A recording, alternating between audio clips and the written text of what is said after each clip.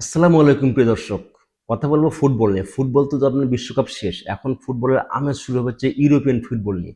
এই মাসেই অর্থাৎ আগস্ট মাসেই ইউরোপিয়ান প্রত্যেকটা লিগই আপনার মাঠে গড়াবে। এর আগে আমি ইউরোপিয়ান লিগ নিয়ে কথা বলেছি। আজকে কথা বলবো এবার ইউরোপিয়ান লিগে ইপিএল অর্থাৎ ইউরোপের যে সবচেয়ে মানে প্রতিযোগিতাপূর্ণ যে লিগটা অর্থাৎ সবচেয়ে গুরুত্বপূর্ণ এবং সবচাইতে হাড্ডাহাড্ডির লড়াই হয় যে লিগে সেটা হচ্ছে ইপিএল অর্থাৎ ইংলিশ প্রিমিয়ার লিগ। এটাই থাকে হচ্ছে ১ নম্বরে। প্রত্যেকটা সিজনেই ইংলিশ প্রিমিয়ার লিগ ১ নম্বরে থাকে। তো এবার ইংলিশ প্রিমিয়ার লিগটা কিরকম হতে পারে? জমজমাট আয়োজন হবে না কি হবে? তার আগেই বলে রাখি এবার ইংলিশ প্রিমিয়ার লিগ থেকে একজন লোক রিটায়ার্ড করেছে অর্থাৎ তিনি চলে গেছেন। তিনি আপাতত তার কোচিং চালাবেন না। তিনি হচ্ছেন পেপ গার্ডিওলা। এখন এবার ইংলিশ প্রিমিয়ার লিগে যে বড়, বড় কটা দল আছে এরাই মূলত শীর্ষ ৫-৬ বা ৭ এ থাকবে। যেমন ধরেন আ আ Chelsea, Manchester United, Arsenal, Liverpool, আ তারপরে ধরেন হচ্ছে যে আপনার ম্যান সিটি। তবে এবার ইংলিশ প্রিমিয়ার লিগ যত না খেলোয়াড় নিয়ে খুব বেশি মাতামাতি না হলেও কোচদের নিয়ে বেশ ভালো একটা রিউমার হয়ে গেছে। যেমন ক্লাব মনে করেন যে এবার অনেক কটা ক্লাব এবার মনে করেন যে নতুন, নতুন কোচ নিয়োগ দিয়েছে নিয়োগ দিয়েছে।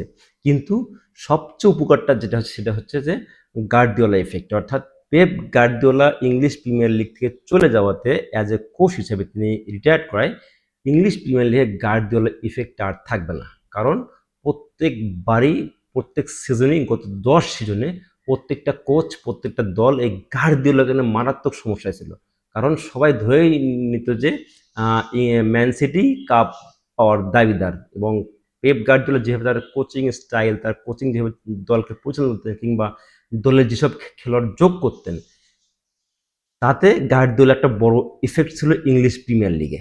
তো এবার তিনি নাই, এবার আছে, এবার তাই এজন্য এবার আর্সেনালের মিকেল আর্টেতার অনেক বড় স্বস্তি সে পাবে। যেহেতু যদিও চেলসি নতুন কোচ হিসেবে জাভি আলোনসোকে নিয়ে আসছে, তারপরেও দেখবেন যে এবার একটা ভালো হাড্ডাহাড্ডি লড়াই হবে এবং সমতায় কিছু দল থাকবে। বিশেষ করে আর্সেনাল, চেলসি, ম্যানচেস্টার ইউনাইটেড, তারপরে লিভারপুলও তার নতুন কোচ নিয়োগ দিয়েছে। তবে লিভারপুলের কোচের প্রোফাইল যে অত খুব ভালো তা কিন্তু না।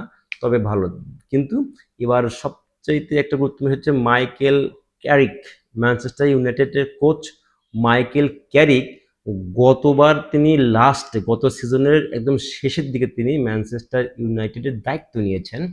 তো শেষ সিজনের শেষ দিকে তিনি এসে বেশ কিছু ম্যাচ ভালোভাবে জিতেছে এবং তিনি ম্যান সিটিকে পরাজিত করেছেন, লিভারপুলকে মানে পরাজিত করেছেন। তারপরে ২-১ টা ম্যাচ হেরেছেন। কিন্তু খেলার যে উন্নতি করেছেন ম্যানচেস্টার ইউনাইটেড, পজিশন ভিত্তিক ফুটবল যে গেম সেটা মাইকেল ক্যারিক যেভাবে ওই একই দল নিয়ে সুন্দরভাবে একটা ব্যালেন্স টিম তৈরি করেছেন, তাতে এবার আমার মনে হয় যে ম্যানচেস্টার ইউনাইটেড খুব ভালো করবে এই সিজনটাতেই। মাইকেল ক্যারিক যেভাবে তার খেলার স্টাইল, তিনি আমি যে কটা ম্যাচ দেখেছি তার যে পজিশন ভিত্তিক খেলা, তিনি গোল করানো এবং ডিফেন্স লাইনটাকে একটা মারাত্মক সেতুবন্ধন তৈরি করেছেন। যেটা গত ৫-৭ বছরে ম্যানচেস্টার ইউনাইটেড দেখা যায়নি যে অ্যাটাকিং এর সাথে ডিফেন্স কিংবা মাঝমাঠের একটা মেলবন্ধন। তারা পজিশন ভিত্তিক ফুটবল খুব বেশ কিছুদিন থেকে অনুপস্থিত ছিল। সেটা মাইকেল ক্যারিক কিন্তু এসে কিন্তু এই তার খেলার স্টাইলটা পুরো চেঞ্জ করছেন। এইজন্যই তারা আ সিজনের গত সিজনের লাস্টের দিকে বড়, বড় টিম ৩-৪ টাকে এসে হারিয়ে দিয়েছিল। তো এইজন্য কিন্তু মিকেল আর্তেতার আর্সেনাল এবারও অনেক মানে শিরোপার দাবিদার। গত সিজনের ট্রফি মিকেল আর্তেতা ২-৩ বার মিস করার পর ২ বার টানা মিস করার পর তিনি গত সিজন আ ইপিএল অর্থাৎ ইংলিশ প্রিমিয়ার লিগ ট্রফিটা তিনি ঘরে তুলেছেন। এবারও তার যে দলের ব্যালেন্স শুধু স্ট্রাইকিং বা স্ট্রাইকিং স্ট্রাইকার হিসেবে এ জেসুস এবং যে আছে এখানেই একটু প্রবলেম আছে হচ্ছে আর্সেনালের। তাছাড়া কিন্তু দেখেন যে আর্সেনাল টিমটা এখনো অনেক ব্যালেন্সড। এখন এবার চেলসি নিয়ে একটু কথা বলি। চেলসি হচ্ছে এবার দায়িত্ব নিয়েছেন হচ্ছে coach Xavi Alonso. Xavi Alonso খুব মারাত্মক ট্যালেন্টেড একটা কোচ। সে বায়ার লেভারকুসেনে সে আ লিগ ট্রফি জিতছেন এবং রিয়াল মাদ্রিদে গিয়ে খুব ভালো কিছু না করতে পারলেও তিনি খারাপ করেন নাই একেবারে। তো সেই দিক থেকে আমার বলা চলে যে এবার প্রিমিয়ার লিগ, ইংলিশ প্রিমিয়ার লিগের সব আমার মনে হয় যে যারা টপে থাকার সম্ভাবনা আছে, তার মধ্যে একটা হচ্ছে চেলসি, এবং এই ৪ টা দলের বা ৫ টা দলের মধ্যে এবার খুব ফাইট হবে। চেলসি, ম্যানচেস্টার ইউনাইটেড, তারপর হচ্ছে ম্যান সিটি, আবার হচ্ছে ম্যান সিটি, লিভারপুল, এবং এই ৪ টা দলই মোটামুটি টপে থাকবে। তবে একটা বিষয়ে দর্শকদের মাঝে বলে রাখি, আহ, রবার্তো ডি জার্ভি আমার খুব পছন্দের একজন কোচ। ইনি এবার কিন্তু দায়িত্ব নিয়েছেন হচ্ছে আপনার টটেনহামের। গত সিজনে টটেনহাম একদম মানে রিলিগেশন প্রায় যায় যায় অবস্থা, সেখানে না গিয়ে তারা ইংলিশ প্রিমিয়ার লিগে সাস্টেন করেছে। আর একটা বা দু তিনটা পয়েন্ট খোয়ালেই কিন্তু সে গত সিজন টটেনহাম রিলিগেশন জোনে চলে যেত, অর্থাৎ ইংলিশ প্রিমিয়ার লিগ থেকে বাদ হয়ে যেত, সেকেন্ড লিগে খেলতে হতো। কিন্তু সেটা তারা ওভারকাম করছে লাস্টের দু তিনটা ম্যাচে।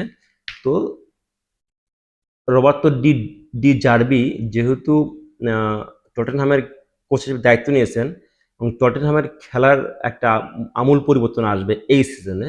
কারণ ডি জার্ভি যে পজিশন ভিত্তিক খেলা, সেটা আমরা তার ব্রাইটন অ্যান্ড হোপস আলবিয়নে দেখেছি। সে খুব এই মানে খুব চিপ কিছু খেলোয়াড় নিয়েও অনেক বড় বড় দেশে ফাইট করেছে, এবং শীর্ষ ৭-৮-এর মধ্যে থেকেছিল কিন্তু, হ্যাঁ। সেইখানে তো সে টটেনহামে অনেক ভালো ভালো কিছু প্লেয়ার আছে। সুতরাং টটেনহাম এবার চমক দেখাবে, এটা স্বাভাবিক বিষয়। টটেনহাম হটস্পার এবার চমক দেখাবে। তো মোটামুটি ৫টা থেকে ৬টা দলের মধ্যেই এবার আপনার খুব একটা ভালো ফাইট হবে আশা করতেছি, এবং এদের মধ্যেই একজন, এবং সবচেয়ে বেশি সম্ভাবনা হচ্ছে আপনার চেলসি এবং হচ্ছে আর্সেনাল, এই দুজনের মধ্যে ফার্স্ট সেকেন্ড ফাইটটা হবে। ধন্যবাদ। পরবর্তী ভিডিও যদি আমার এই কথাগুলো আপনাদের ভালো লাগে, তাহলে প্লিজ একটা সাবস্ক্রাইব দিয়ে আমার চ্যানেলটাকে সাবস্ক্রাইব দিয়ে পাশে থাকবেন।